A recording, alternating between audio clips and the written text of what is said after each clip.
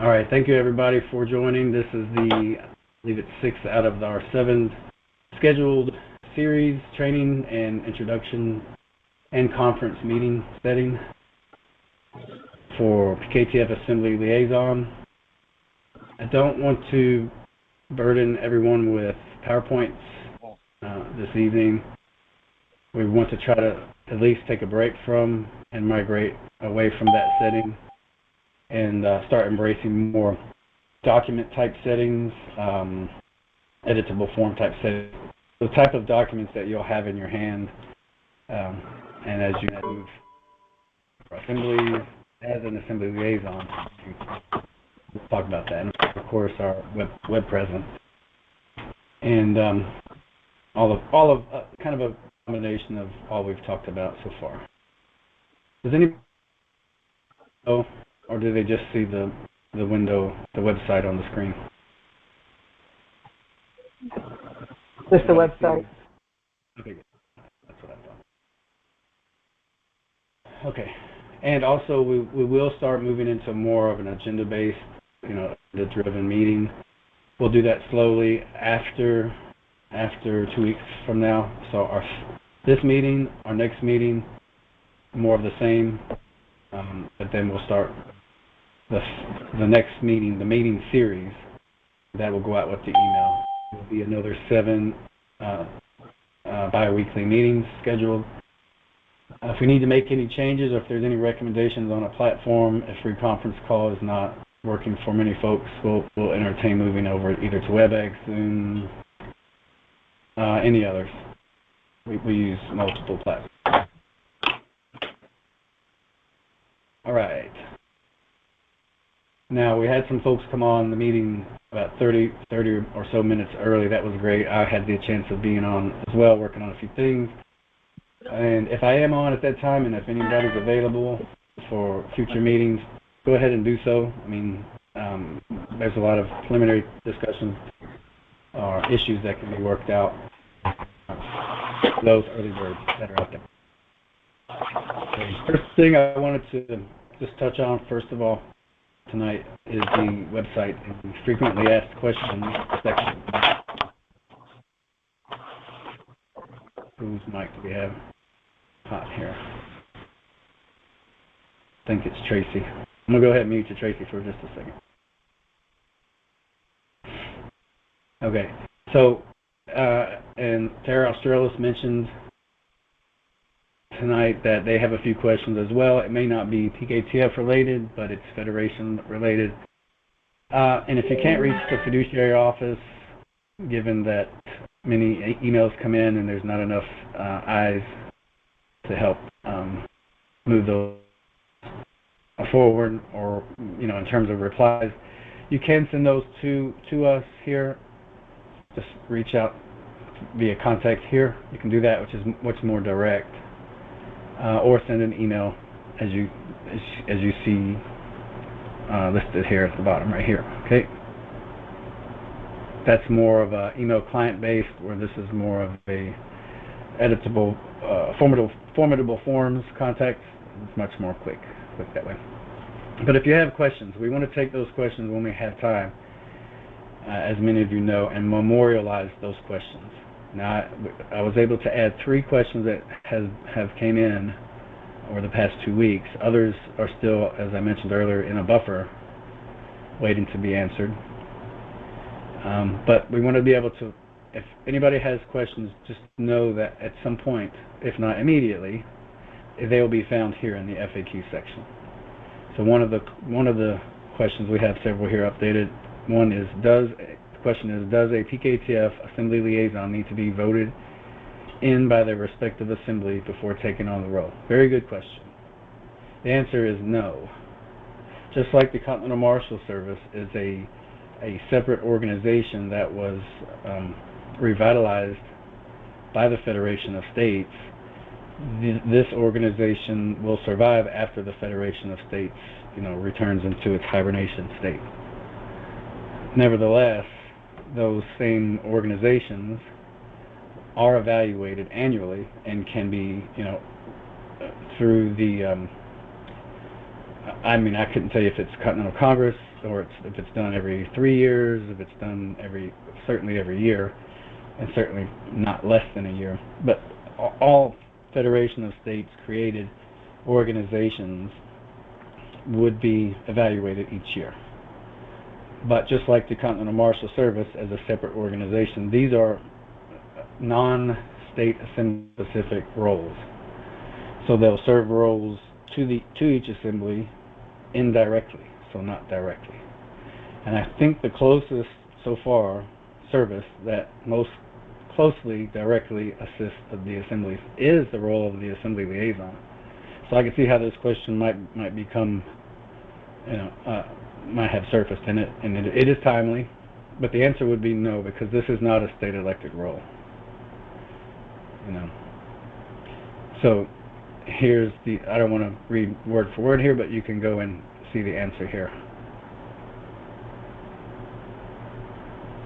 There's the answer. Okay. The answer would be no. So none of you here has to wait to have any of your vetting committee and wait for an interview or a vetting process. We take care of that, of the role of Assembly Liaison through the Peacekeeping Task Force. So we do handle those onboarding or intake interests, those who would like to take on this role. Another question is, where does the Federation of States see the role of PKTF Assembly Liaison in the next 5 years? Another great question. And then here's the answer. I don't want to read it too much here. It's a bit of a vision statement type declaration type answer. It's a bit hard to answer, but it is certainly a question that's a bit of a traditional type question for those who are being hired for a role. Where do you see yourself in 5 years? Those kinds of things. So very fair question. So here's the closest, most accurate answer. There, for those who can see the screen. And then the third one we was able to put up this week, regarding PKTF Assembly Liaison office space, what are the current details on build-out structure of physical meeting spaces? So here's a quick answer there, as you see on the screen.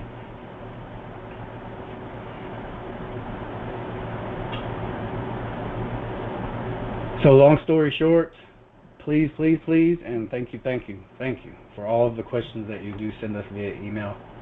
Even if you answer them here on the screen during the meetings, the replay will capture those questions, and we do encourage you to also follow up your questions that you have here tonight in an email, and we will get to them. And you will find the answers here eventually.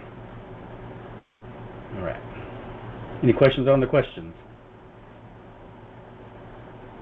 Any questions on the answers of these three in particular, for those who can see? All right.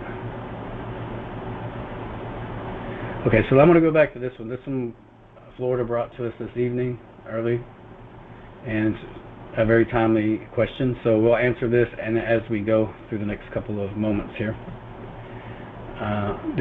Again, the question regarding the Peacekeeping Task Force Assembly Liaison office space. What are the current details on build-out, or as having a physical presence not only on your assembly but certainly outside of your assembly? Build-out structure of physical meeting spaces. What are the current details? The answer: our offices advise that each state assembly practice the prudent man standard when taking on any additional expenses each year. We advise all General Assembly to consider funding each step of the necessary physical meeting spaces, very similar to how the PKTF Central Office located in Louisville, Kentucky was established during May of this year. So this month, actually, was finalized. So there's that answer. Now I'll go back to the, let me go to another screen share here if I can.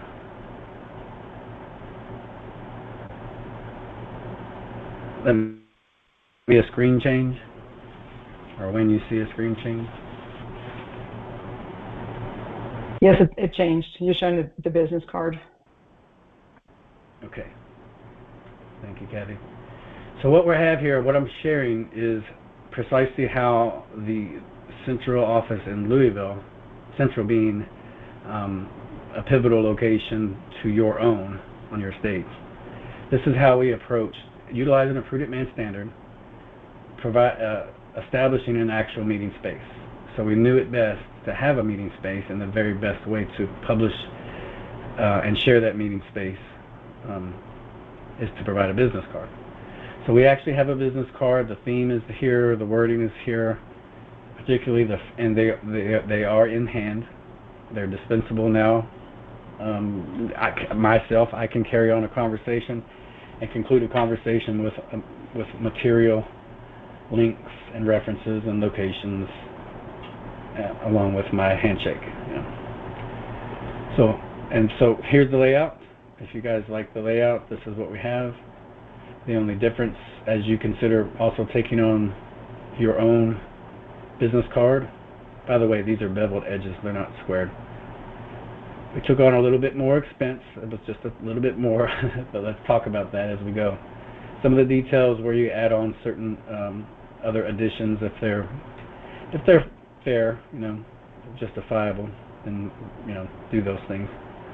Inevitably, other costs, expenses will take place. So that was just another extra cost. As I dispense these cards from my card dispenser, they come out, and there's these corners that are 90 degrees are actually beveled edges. But here's the information. Here's the logo. It's a vector file. Everything is really crisp and clear. This is actually not completely the total finish. The only difference was this seal here, which is the actual Kentucky Assembly state seal, exactly like it. It was actually changed just slightly, so as not to make any concerns as to a direct state logo, which is on state letterhead, exactly as a separate organization having that same logo. It is slightly different. If you guys choose, if your liaison offices and your state assemblies, or if you choose to add this, we have a vendor who can provide probably the most pristine vector file images I've ever seen. If we zoomed in as far as we could, you can actually see all the tiny grids and precision artwork that goes into these files. I certainly could not do it, but just know that if you would like to have your own business card on the back, which is what this is, have your state seal similarity, you can place it here, or have no seal. And then the QR codes, the same vendor provides.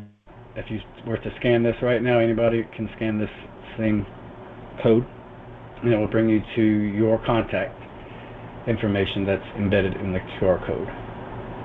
Essentially, it's the same information that's on the front of the card. And then if you have any other social media presence, including the website itself, is also embedded in the second QR code. And so just to save any frustrations that you might notice as you consider adding this as a cost to your state assembly, just know it work for you here, and that our cards will be similar, and the only difference will be, of course, the name, your title, your link tree, if you choose to use, and your physical location on the front. Everything else will be the same. We have a vendor that provides considerable discounts, I would say comparative discounts, for 500 business cards. Again, they can place your QR code and make it functional. If you use a separate QR code for other networking presence, they can provide that. And of course, you can forego your state logo if you so choose. There's no name or any other exclusive information on the back. Again, your contact information here will be the same as the front. Okay. So I showed everyone here this to express or emphasize the name, the actual address, as you see here on the front. Because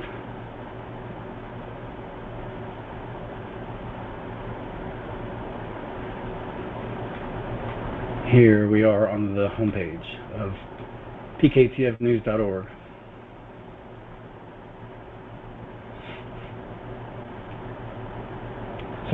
So the homepage, we actually have our meeting space. This is the building. This is the Ormsby 3 building at 10200 Forest Green Boulevard, Suite 112, Louisville, Kentucky. As you walk through these cylindrical glass doors, you turn left, and this entire floor, from front to back, from the front of the building all the way around to the back, and the basement as well, the lower level, sub-level, is part of our building complex. However, we can utilize every bit of this office space, but do we at first? That's not very prudent, especially if you are familiar with the cost that would associate having an. We have access to the entire building if we have the funds. So the first approach with knowing this, the first approach is to actually have a meeting space here. Mail pieces go here.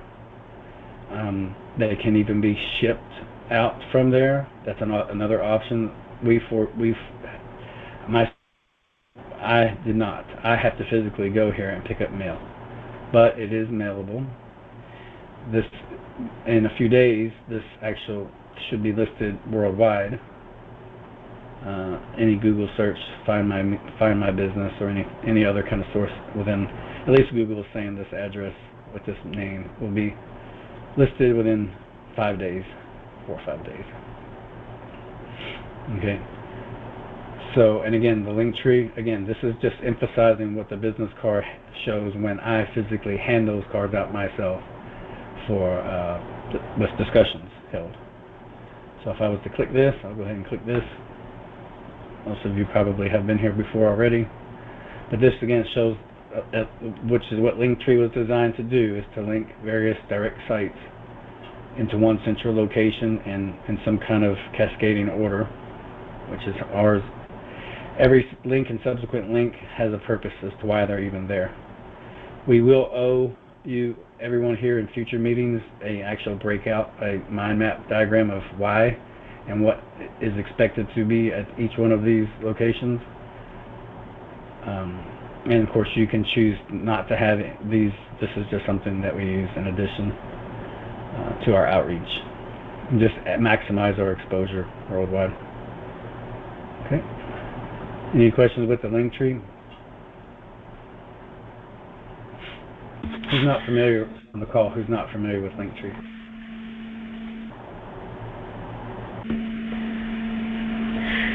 Joe, this is Paul. I'm Florida. I looked at it. It's very interesting. It's quite extensive. And then of course, obviously, don't want to get ahead of ourselves. So I guess we just have to wait and follow your lead. Fair enough. Fair enough. Yeah, this is Kevin from Arizona. I'm not real familiar with that either.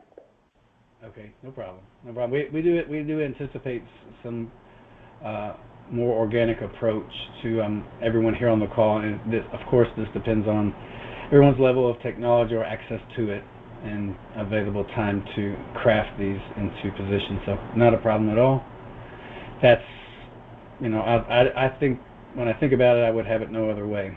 I wouldn't expect anybody, and it's definitely not a prerequisite to have any of these skills in place as we speak. So, but if you do consider those, we're just trying to illustrate how they are in use.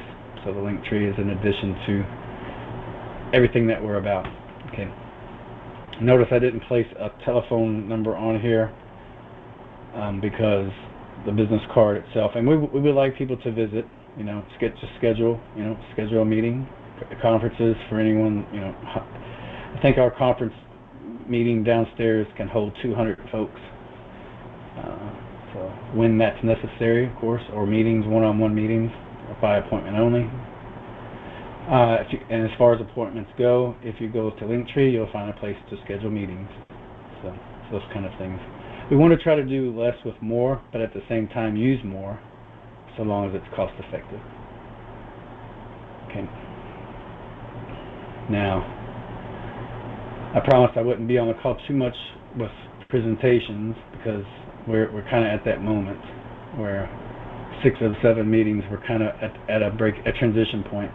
But I do want to show us something that was added, and this does help facilitate Paul's questions or anybody else's questions on where do you yourselves go from here, as far as reaching out to your assembly for donations, donating to your opportunity of assembly liaison. So I'm not going to break this down too much, but I will show you that the donations outline is under the donations tab.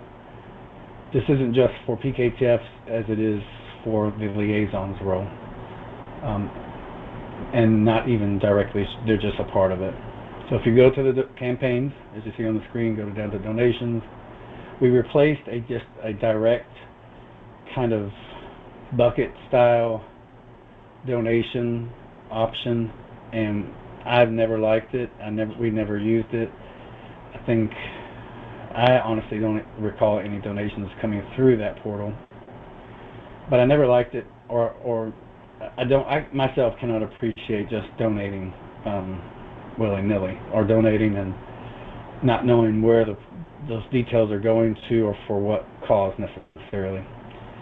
Any one of you may be okay with that, and that's fine. But we just wanted to add, we wanted to reverberate donations by donating back yet again for anyone choosing to contribute. So if you go here to the donations tab, you'll see various separate sections where people can donate specifically in specific areas, and not just a certain amount, and then not have any feedback or updates or choice, I guess you could say, on where your donations will go. But here, this is really great. Just you read through this. This outline was perfected a couple days ago. It should make abundant. Peacekeeping Task Force. May 11th.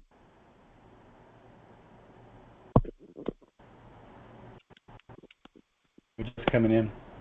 Yeah, but this area should be abundantly clear, but if it's not clear enough on the certain sections, then all you need to do, anybody needs to do, at the end of each, let's see how many outlines here we have here. 1, 2, 3, 4, sorry, I'm scrolling too fast. 5, 6, 7, 8 separate sections of where someone would like to contribute and for what reason. But if this outline is not clear enough, or even if it is, but you would like to learn more information, simply click, highlight where it says to highlight, drag and highlight, then click here.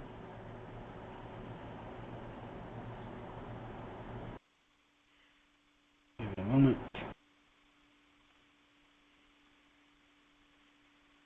The internet's a little bit slow. And paste this into the subject line, then add your information. Boom, boom, boom. Your state. This is very important as well.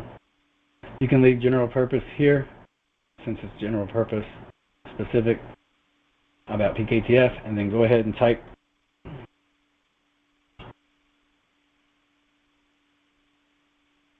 right here.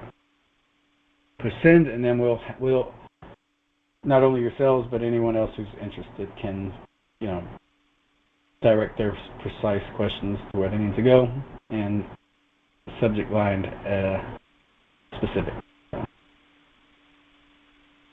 Also, it's designed to where you don't have to bounce back. It actually opens your question for this particular outline, for this particular research. It will open up in a separate window, so you don't have to toggle back and add too much more onto your browser.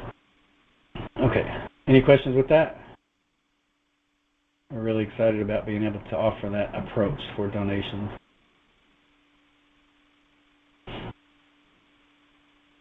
Okay. Any questions off topic before I move on to the really exciting stuff, I think? No question.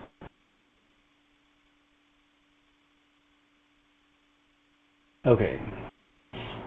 Let me know when the screen has changed for everyone. You should see a PDF format, editable form. It's changed. You're showing the SOP. Okay, thank you. All right, everyone, here's where rubber meets the road, where we start to transition out of PowerPoint presentations and salutations and all of that. It was definitely necessary, the meetings that we had before, but now those who are answering more intricate questions, more beyond generalized questions, now we start moving into the finer details of your service to your assembly. So what we'll have here, I'll try to scroll as slowly as I can as I describe what you're seeing here. But this is a basic 21-page outline. It's an operations or best practices procedures builder. Some assemblies have used these with their committees.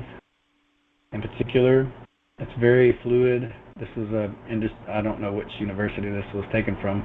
It may have been taken from Chief Warrant Officer's branch. I can't remember. Maybe it was a military type SOP builder.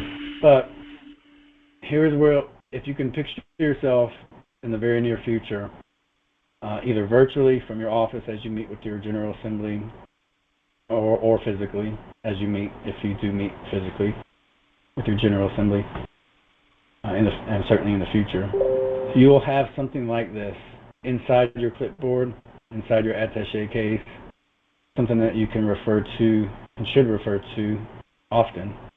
But it will be something that your oversight committee is aware of, your assembly militia leadership are aware of. They too will have a copy. And any discussions that you have with those same people will be aware of all of the details that's in your procedures manual. Okay, so what we're wanting to use here, and yes, I'm aware this is like drinking from a water hose at this point, if you've never seen this particular type of paperwork. But it is necessary to have a standardized form of procedures to help you yourself become familiar with your job description and all to the finest detail, but not to the point where these details start to overlap or become confusing. So we wanted to use the Ohio Assembly as an example, simply because they're listed as being very close to being approved at the various levels. The Federation has a general level of approval. I suppose it's moving forward into the next level for all 4 pillars being approved. So I'm not familiar with that. That's taking place at within the fiduciary office and the financial department. There's not a military affairs element in with this particular development as far as I know, but the Federation also does have an organization that helps build relationships directly with any military affairs contracting. So I don't think any of the states are at that level as of yet, but what the PKTF offers is a specific emphasis on your assembly militia pillar. First and foremost, this is where all of you will center the majority of your attention. Okay. But from there, you'll also take your findings back to your General Assembly and provide your reports. So, okay, and then when you have this same, we do encourage using this instrument, this one instrument, because it's very thorough. It uses analysis, strengths, weaknesses, opportunities, and threats. It's called a SWOT analysis. So that's a traditional approach towards any business vulnerabilities or opportunities,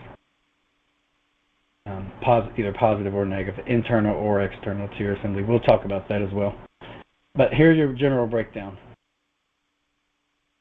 These functions will be placed into when these details are available. It talks about where you'll be focusing your reports, which should be most familiar to you. Your committees. Let me see here. Let me just go back to the top. Here's your reporting. Here's your where you report. There's no other guesswork involved. All assembly liaisons report to their General Assembly. And if they have no oversight committee, that's fine. You can report this as a part of your Assembly Militia Pillar reports. Okay. And this will always be your focus. Every Assembly Liaison's work location is within their Assembly Militia. This could be different here as far as what your review cycles are. If they're quarterly, if they're bi-weekly, if they're monthly, if they're weekly. Typically, we've seen these as being bi-weekly or monthly. And not all of this information is true. We reached out to the Ohio Assembly just this morning and reminded them that this is the instrument we'll be using. But what you see on the screen, just simply place your state assembly, General Assembly here, and your state's Ohio or State Assembly Militia Pillar here, just to remind you and everyone else where you're coming from and what instrument you're using, which is going to be this form. You'll get familiar with procedures numbers, which means this standard operating procedure. Let me just mention this. A operations manual is usually quite thick, and what it has inside of it, operations procedures or best practices manual, are numerous standard operating procedures. And of course, what they're called SOPs. I know the Federation was not interested in discussing SOPs, and I can see why that would be the case, because it's not something that the Federation needs to focus on, but the committees would. There has to be a best practices approach to everything in an organization. So when this procedure means that this SOP here has been updated or has been added to an operations manual with updates, and if there are updates, then a revision number would be added and would be annotated and approved at the bottom, and the date also would be added. So just to let you know how that goes. I do encourage everybody to research more on how operations manuals are updated and for the justifications for such updates. I sent this over to Ohio.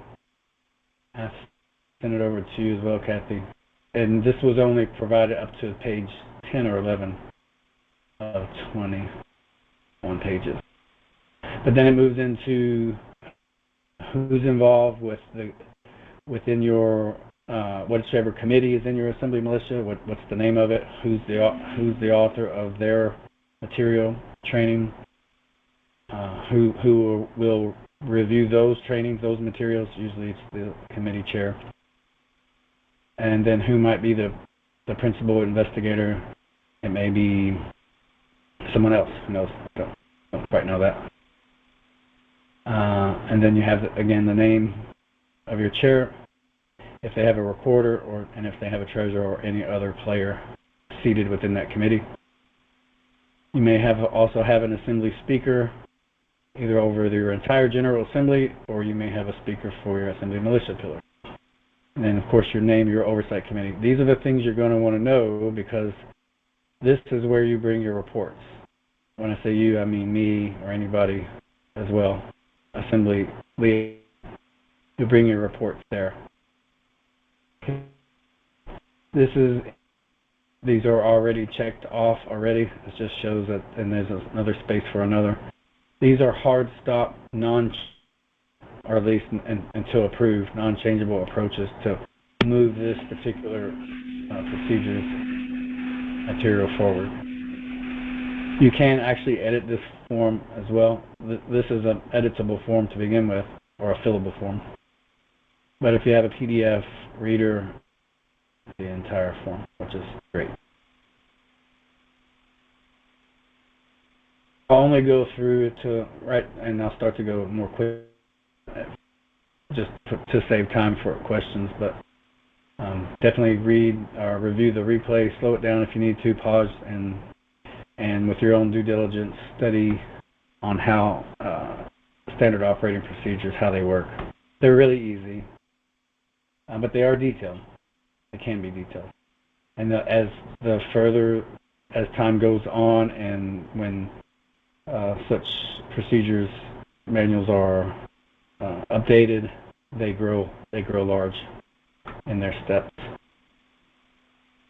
So I've just put this in here. It's a bit arbitrary, but first vision, let's say today, what was the purpose of utilizing it to this point? We've just added some words in here. Now, who will be adding these in? I hope at some point as a group, as I described earlier, we all will come together and share our current status of our assemblies and actually fill this out together. And it should be pretty, and not just us, but certainly the Ohio Assembly can start providing these physical details. All right. So here's step 1. I think there's 13 steps. Let me see here. You see how it steps here? Procedural steps. Okay. Let me just zoom down here to the bottom really quick. See how many steps we got? 13, 15, 16. 16 steps. Who here is not familiar with a SWOT analysis? Let me just ask that really quick. This helps to tie in the entire form itself. Kevin from Arizona doesn't. Okay, great. Okay, so it's a great opportunity to just study this approach. This helps to better secure and analyze any organization from details inside of your organization or outside, and then it focuses on the sectors of analysis. So you'll analyze the organization's strengths, its weaknesses that you can foresee, the opportunities, and then the threats. Okay, and these are internal and external factors, of course. There's nothing different with this analysis diagram. It's exactly the same in any other approach, and you'll notice yourself just naturally using this approach, especially when you're focusing only on one section of your entire assembly, and that's your assembly militia filler. So that makes it easier. Okay. Let's go back to the top. This is what we'll be working on more in a setting like this.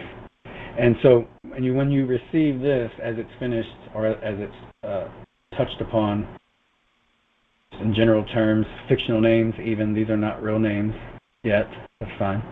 Just wanted to put that in there so you can kind of see. And then along with what Ohio returns, I don't know if we have, Kathy, do we have anybody on Ohio that you're tracking? That's on the call? Is that what you're saying? No, that we have. Oh yeah, we do. We have 3. Okay, great. Yeah, so they should be on that. We should expect a return of this update to show actual names of these positions, and we'll have more information through email and discussions with Ohio just to kind of add accuracy to these names in particular. And I can promise you this is just 21 pages. There are no more. If there's anything added, they can be added to this very same form. And if it starts to move over into another department, which it shouldn't, because this job is not overly detailed, and it's not designed to be. But yeah, I think as far as I can tell at this time, this one form, 21 pages with exhibits. If you have exhibits for whatever reason, then that would add more. But those are exhibits. That's fine. Yeah, this should suffice. This one single file, 21 pages, should work. Okay. So purpose and applicability. Some things here are already filled in from page 1, so you'll start to see these things. I can blow it up more. Let's see. Make it larger for you a little bit.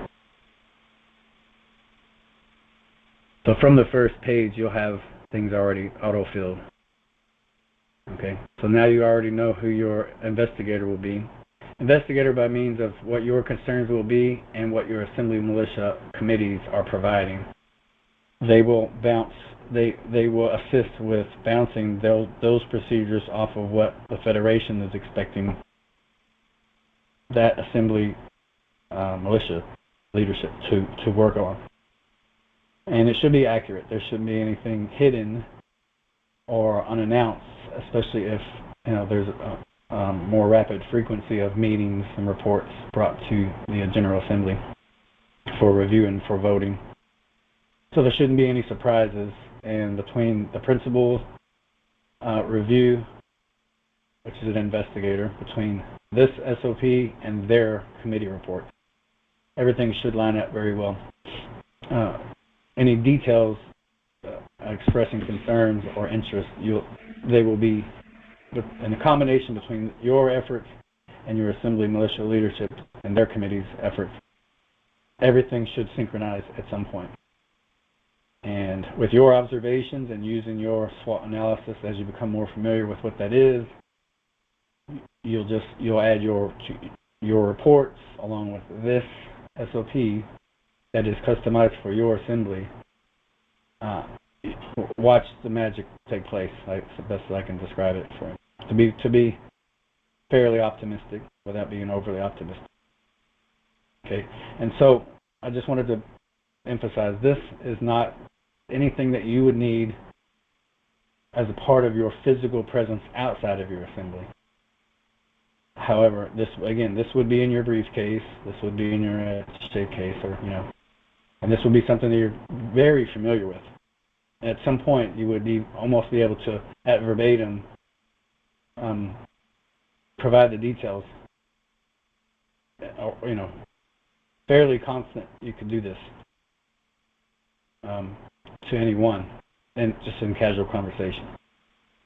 And then you can, of course, provide the report, and the findings will express the same thing. Okay, but yes, I don't want to overwhelm anybody. I promised I wouldn't do that. But I'll send this out to everyone so they can have a look at it as it is, and then just kind of play around with it. Play around with it, ask questions. If you see a section that doesn't make sense, or if it does make sense and you would like to know maybe what type of detail that should go in there, just know that this is going to you. And as you read through it and become more familiar, details that your assembly militia is working on, and start adding some of the details. Some of the things that will be placed in here will be locked in, and some things which is across the board synonymous with all assembly liaisons, and most definitely others will be different, especially names, the meetings, how often you have meetings, who's involved with those meetings, what do those meetings, are they specific to who, to what pillar? Do you have any? The reason why this is mentioned is because there are some committees that are jointly working together that is not with the militia pillar. You may have something that's working as a joint committee that works with the General Assembly. That's completely unique to your state. Whereas other assemblies are just focused only on assembly militia. They maybe have a committee and a subcommittee working on a really focused area within itself, and no more. No joint committee. Those kinds of details you'll work through. And the questions, or the sections in each step, should really help to garner questions within your own assembly. So here's a bit of a scenario. This is a raw scenario. It's nothing that has to do with the Ohio Assembly. But in this section under 5.1, process overview, describe the chemistry involved and provide an overview of the operating conditions and parameters. This information allows SOP users to see the concise summary of the process and key operating conditions and parameters nearing the beginning of the SOP. Yes, wordy. A lot of your manuals will have that, but again, the more you become familiar with this is for you and your function. It's not fair necessarily to appease everyone's ability to comprehend what you're describing, so long as it makes sense to your electors and to the people you're working with. Let me see here. Identifying operating conditions per SOP. Operating conditions, the frequency and participation rate of within your pillars and the pillars that you're focusing that cross over into the assembly militia. Notice there's general business and militia, but if you do have jural, you find a jural assembly linkage, go ahead and place that there. Of course, it will be yes. And what equipment are they using in order to communicate? You're going to want to know that because it's going to affect your cost eventually. But if there's no jural assembly joint communication, then just leave that blank. If there could be, then that would be a part of your additional notations. Identify all joint or subcommittee. So if there is one, and it was jural, then go ahead and you would put jural and how often do they meet, those kinds of details. All of these steps and sub-steps, they all link together at some point. And we are encouraging, the reason why we're encouraging this particular model, SOP, is because all of the assemblies will be utilizing them as far as PKTF is concerned. Okay. Another part of this step, list all combined labor materials and supplies required for this process. In this scenario, we have internet connection, and they're separated by a caret there. Reliable computer. Interface, audio, speaker, and video camera. Okay. All of the details regarding the materials that are being used helps a business proposal, and it definitely helps with substantiating your approach to your costs. Okay, manpower, information, and then if you can have a bottom line, this is what you're interested in learning more about, and as part of your report. How is the assembly militia exercising the prudent man standard? Are they maintaining all of these, only this type of equipment and this amount of people involved with $30,000 monthly cost? If that's how they're operating, that's how they're operating. So, but if it's 200, that's pretty impressive. It's probably a bit too much fat trimming there, but it's possible to do 200. Okay, so now you move into other sections here. Again, now you move into 5.2, facility description. Everything, again, as I mentioned, everything, as you focus on your assembly militia, everything goes back to your General Assembly, and specifically within your General Assembly's Oversight Committee details. Okay. If you need to change any of these, just let us know. Certain equipment you may not have needed. Okay, and you are looking for weaknesses. These are the things, and it's healthy to take that perspective. And if you're not familiar with what weaknesses are, we definitely will be discussing those. Or you may just blatantly know. So your General Assembly has maybe mentioned several times, this doesn't feel right, this doesn't seem right. And you would just, as a liaison, would take notice of those concerns, and somewhat similar to what the ombudsman would do. Just take become consciously aware of certain concerns that your General Assembly provides, and then build off of that. But you're always looking for numbers. You're looking for items and numbers, participation. That's what you're really going for here. So it starts to become very familiar, very, very, very familiar at some point. All right. And so now you start using the SWOT. So the analysis, it's always best from in my experience to focus on weaknesses first, because your positive, your internal and external strengths should speak for themselves, but even they may inadvertently have weaknesses built in as a result of their current success rate. So you may find certain weaknesses there as well, potentially. But then there's a matrix that will conclude this slide with here, so you can kind of see how that works out. And a lot of it is, I want to say, objective. So there will be a bit of creativity in your concerns. But it's not a perfect approach, but it's a concern nonetheless. And with what the Federation has provided, what other assemblies have shown to be successful, in this case, the Ohio Assembly is up. We'll see how that goes. Some of the weaknesses that could potentially be are possible exploitations of Assembly militia purpose and intent. That would be considered high if that were the case. So it's coming from the Assembly militia, and the severity would be high.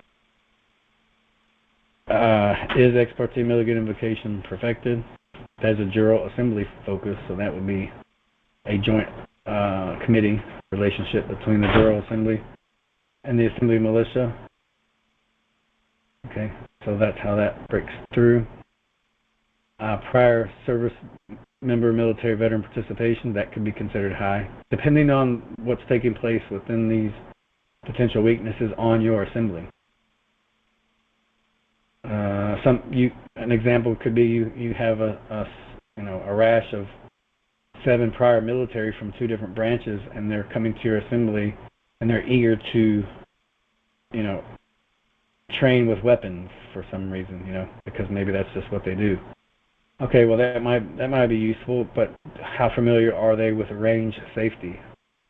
They should be. They're definitely aware that a range safety officer, and dealing with range safety, is absolutely paramount when dealing with, practicing with long arms or small arms in their world.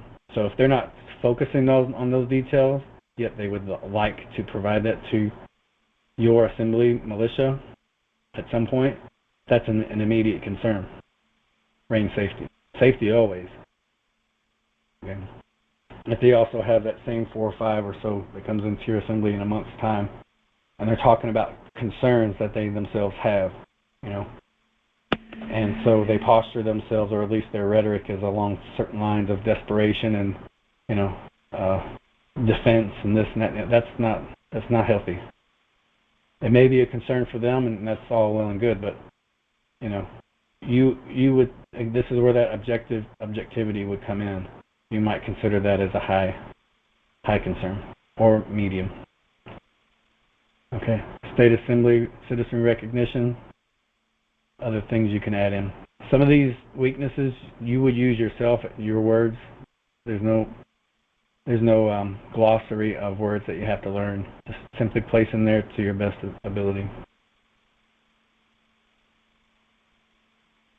We've built in a few identifiable weaknesses, and we are leading with focusing on weaknesses first and threats, because that's what we're focusing on. We're focusing on attempting to identify weaknesses. Okay. We've limited to just these, a few here, and then we start to move into the more dense portions of this outline. And the more we type in these cells, the smaller the writings get. And so that is a problem, or it could be a problem, depending on the print functionality of this particular form.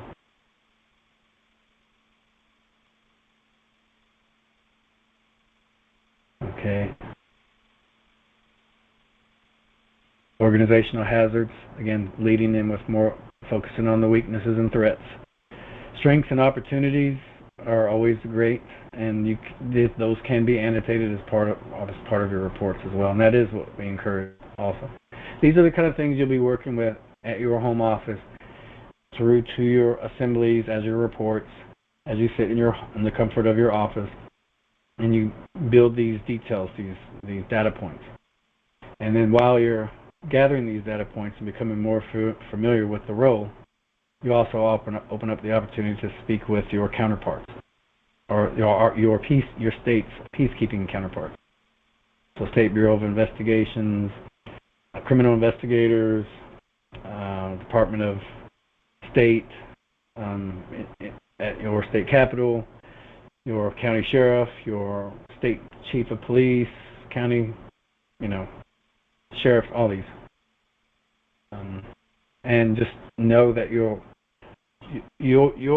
diligence as an assembly liaison, as well as your assembly itself, endeavoring to build these parameters safely, responsibly, properly. That's the whole purpose. Okay. All right. What page are we on here? 8 of 20. Okay. Some more hazards, control measures, summaries of each control measure, hazards. Then we start moving into the training aspects. And if you have identified potential hazards, the very next thing you would expect in these steps is to have training education to help mitigate those. Okay. So does your assembly liaison does your assembly militia have their leadership? Do they have their own SOPs? Yes or no? It's a pretty simple question. Boom. Yes or no? And you would ask that question. Hey, Red, do y'all have a library of training materials and SOP of your own? Sure. Okay. Check. Yes. And then ask for that. Ask to see that. Outreach participation. Do they have a subcommittee or a joint committee within the General Assembly's Outreach Committee? No, not really. But we're working on it. Okay, so that would be a no. They're working on it, but they do not have one. What kind of material, law of peace, law of war, any kind of material like that? Do they are familiar with it? Yeah, I'm familiar with it, but do you have it in hand? No, not yet. Okay, that's a no. Those kinds of things. All right. Other control measures. Now we move into actually, if they do have a committee, how many are participating? Here's your nuts and bolts for sure. That's why this is a pretty clean section for control measures. Committee participation. Committee, what's the committee name, participation rate, going back to the equipment, types of presenters. Yeah. Okay. More hazards, that's what you're looking for, and that's what this file is providing for you. And then I'll stop here, I think, pretty soon. Now we start moving into the simple matrix to help with your objective observations. Okay, so this is a cross vertical and horizontal matrix. It slides 45-degree angle as you go down. And each section that you find as a hazard, you want to try to objectively provide a rate. 0 being zero threat, 4 being critical, and then the frequency, how often, and then the severity. Okay. All very standard approach. And then more hazards, and this is your RHI, which is your relative hazard index. This is the only index you'll need. And you start adding certain hazards. The hazards that you've noticed before and that you wrote in where they're potentially coming from, and then you start adding your relative hazard index to each one. And then you move into attempting to try to reduce those threats to 0. Okay, 3 is actually not terribly bad. It just depends on where it falls. So I'll give you an example. They do, as a serious threat, almost across the board it does. But then how probable becomes a question. So 3 it's serious and it needs to be worked on, but it's not critical. You have to deal with the difference anywhere between serious and critical. Medium is acceptable, and then minimal or low is certainly acceptable. You can't expect all of your assembly militias to function within 2 or 1 or 0, but it's possible. And that's what we're aiming for. If you notice any serious deficiencies within your assembly militia, that just means they need work. That's all, and that's not a bad thing. Anything found serious as questionable without the willingness to work to get it down to medium or low, then the Federation will definitely be reluctant to sign off on that assembly as fully standing. So that's the role of your assembly liaison. Okay, moves into more hazards, moves into more identifying those hazards. Then it starts to transition out of that into more identifying, okay, if we're working on it, working on these issues, who is taking on the responsibility? So you have what is the emergency that they're working on and what will be the response in relation to those emergencies. This is how they help move away from serious to moderate or low or minimal. And then you start moving into these details. So these are the kind of details they provide, that committee within the Assembly Militia provides to you, and that you provide back to your oversight committee. They'll continue to provide their reports, but if they haven't noticed any weaknesses, then they'll just assume that they're working well enough. And if your General Assembly is not familiar with weaknesses, then they may sign off on things that they're not aware of. So again, more of a dire necessity to have an Assembly Militia, our Assembly Liaison in place. And then with certain things that just cannot be worked through, there's not detail here for everybody, but then the Assembly Liaison may request certain services within your assembly be shut down or suspended or reduced in this case, because that's what you're attempting to provide suggestions on, just removing or suspending certain services, not getting rid of them completely, but it's possible, and so that the rest of the material shows as an opportunity to remove services that they're offering. Okay. So this is considerable. We'll work on this. We'll move into the second portion of this document later on. But I will send this out to everyone as part of the end of this meeting, so you can start wrapping your mind around all of this and what it entails.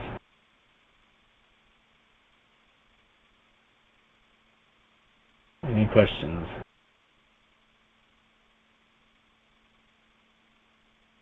Was that too fast, Kathy? A little bit, but I think once everybody gets the form, they can go through it, and then they may have more questions. I would be surprised if everybody on here, except for Kevin, is familiar with this whole process of the SWOT and everything, but they may not be able to speak up. I mean, it's a lot, but I think once they go through it, they'll have more questions, and we can then help them out.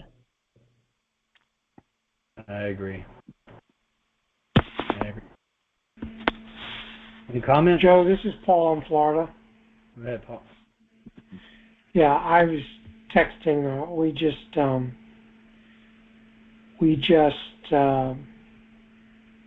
matter of fact, it was Thursday night. We went through the Florida Assembly, where we had the candidates that were nominated for different things, and the militia chair, who that's probably going to be.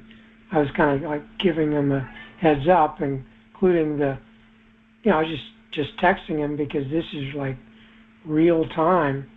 What's going to be needed to get, for instance, the militia assembly stood up so that the American common law courts can be stood up to the invocation of ex parte Milligan. I mean, there's a lot of moving parts, but I think it's important for us to start talking about these expectations because we're going to need to get the sign off from the Federation of States on what's happening based on these reports. Right. Yep, that's right. And that's what your assembly is dealing with, and that's definitely to be expected, where other assemblies may be beyond that or have never even considered. that question or those concerns as of yet. So, but this here, I'm confident to express my confidence in this particular document. It's so vast and it's so focused on one particular area, and it uses the organizational analysis, preserving the positive growth trend that's just used worldwide for I don't know how long, ever since it was there when I went to college. It's been there, I'm sure, before that, but I don't know. SWOT analysis is a stellar approach. It's organizational analysis. So that's why we're offering that, encouraging everyone to learn it. It's very simple, in my opinion, very four-dimensional, if you will. And you have no choice as an observer to use your objectivity, and that's okay. That's why we're as liaisons are definitely not the one to say anything except just provide our best approach, observational, just our findings. Let the people finally decide. And this is what the detail of this particular procedures model offers is, if you guys aren't deciding, if there's been no change, then we recommend suspending some of these services. And this is what this SOP will provide. And as you'll see, and as we get to the bottom here slowly, those people sign off on the reports. This document here provides every bit of the process. And if the people still say, no, we need this service, after all of what the liaisons has provided, that exposure to this one particular focus, still no need to shut down, then still the people decide, but the Federation has then placed itself into that last position.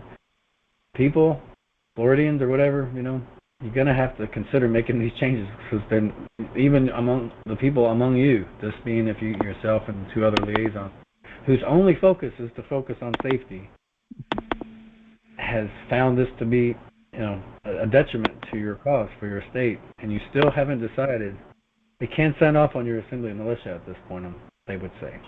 However, they would be more or less eloquent with that. But and all things considered, I'm sure certain dangerous functions that have been very carefully analyzed, properly, if they still haven't been considered to be altered or suspended or removed altogether, that would be a concern. So probably won't run into those unwillingness to deviate within your assembly, because there's a lot of great things that people can focus on that is nowhere near dangerous of any sort. So I think that I'm overemphasizing that will take place on most of your states, but some yes, and some have. Some have decided to be taking a more abrasive approach to their assembly militia pillars, and that wasn't the assemblies themselves. It was people coming into their assemblies brand new and totally, or for the most part, not comprehending the purpose of a true, well-established and regulated militia. By the way, what that means, well-regulated means well-equipped, and a well-equipped people has many more services and skills and trades and resources at their disposal than instruments of, hardware, defense hardware. They have many more things, many more pleasant things besides those armaments. So anyway, so there's that. I'll go ahead and stop screen sharing.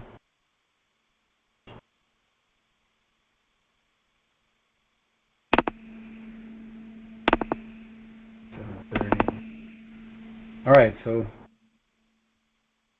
I stopped here. Any questions with any of that? I think I'm stopped screen sharing. No questions. The new folks that came in, I think there's probably 5. North Carolina came in. Marvin in Texas.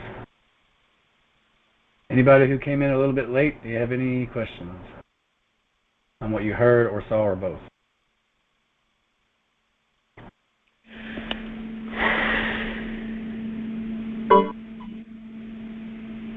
All right, folks, I guess that's a wrap.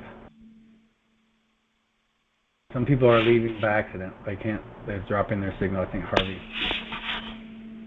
Well, then, Is good night, the next meeting in everybody. 2 weeks? Say again? Is the next meeting in 2 weeks? Yes. Yep. 2 weeks. Okay. 2 weeks. But I will send this out to everyone. We're still recording, so just to let you know, this particular manual that we discussed, this 21-page document, I'll send it over to you, Kathy. How about that? And then we'll... Okay, that's fine. If that works. Great. Thanks, everybody. We'll see you in 2 weeks. Thank you. Keep the emails coming in, questions coming in. I really like those. Thank you.